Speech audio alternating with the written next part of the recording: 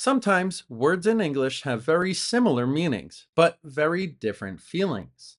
That's why we use certain words in different situations. So we can define the word pass as move. But move is a very hard word. It's very direct and it's general. It's a very basic word with a clear definition. The verb pass, on the other hand, is similar but softer. You can even hear that in the way they sound. Move, a hard sound. Pass, very soft. Recently, we received the sad news that Pope Francis died. But die is also a very hard word. It's a short word and it hits you. It has a lot of energy and emotion. So, to say this in a softer and more respectful way, we can say that Pope Francis passed away. Away is a word which means far, somewhere that we can't see. He passed away. We can't see him here anymore. He's somewhere else. Some people believe in heaven and some don't. That's okay. But religion plays a part in how we speak and communicate. Remember, pass means move. In order to reach heaven, some people believe that you go through a journey, maybe a magical journey to arrive there. So maybe Pope Francis is passing over the clouds in a soft way. Maybe he's flying with some wings, like an airplane. Remember, the word over can mean above. Passing over the clouds. And we can imagine that maybe on this journey, he's passing by some mountains. The word by means near, close to, or next to something, usually for a very short time. If you pass by something, you keep going. You can look at it, but you don't stop. Pass by is usually only in the context of a trip, like when you're traveling.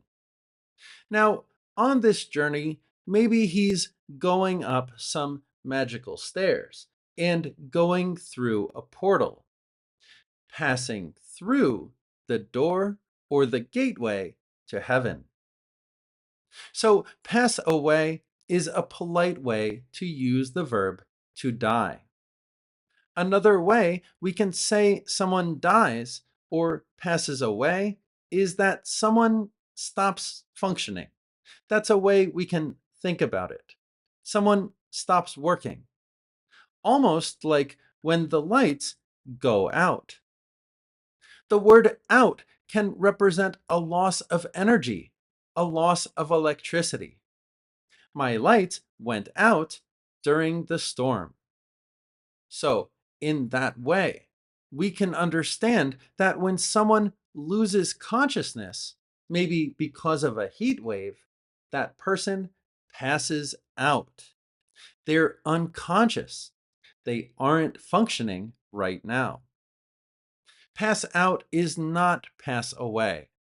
Pass out is just temporary.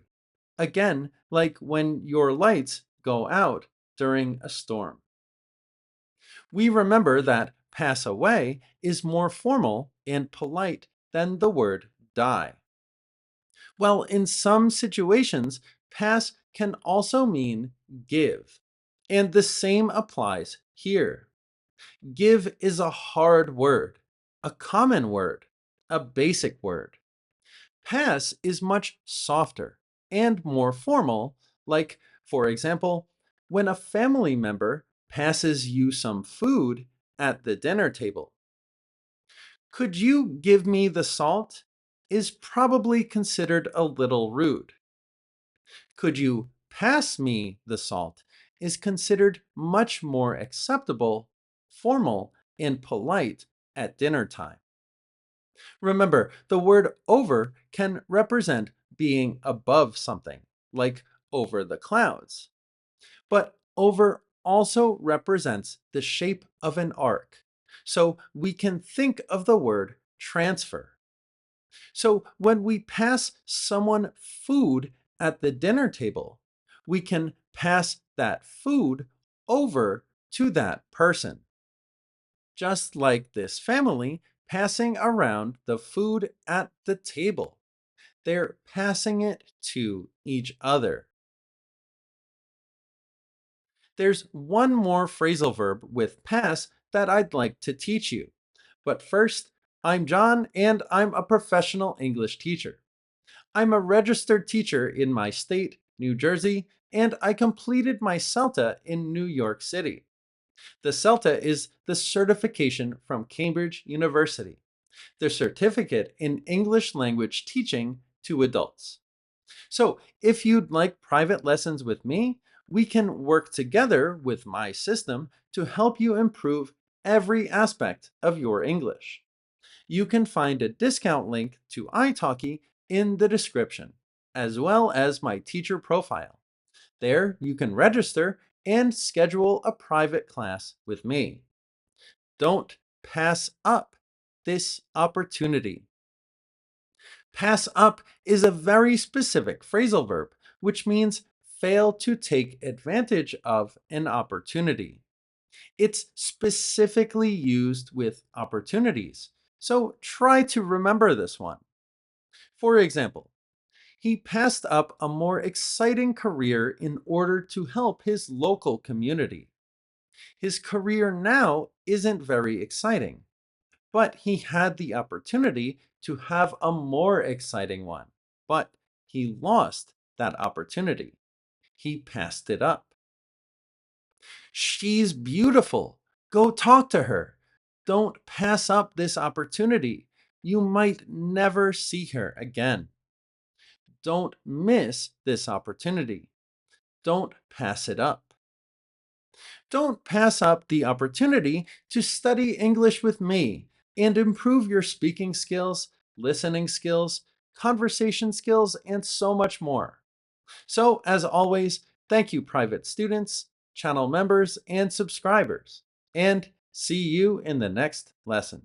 My name is Dmitry. I'm originally from Russia. I have been studying with John for about 5 months, and I can say that it's been my best experience learning English. John is always well prepared with plenty of materials, articles, and topics to discuss. But our lessons are more than just a place to learn some new grammar rules. It's really enjoyable to chat about news, technology, travel, and things like that. John is really attentive and engaging person, and his approach is adaptive and personal. So I really enjoy our classes and can definitely recommend John.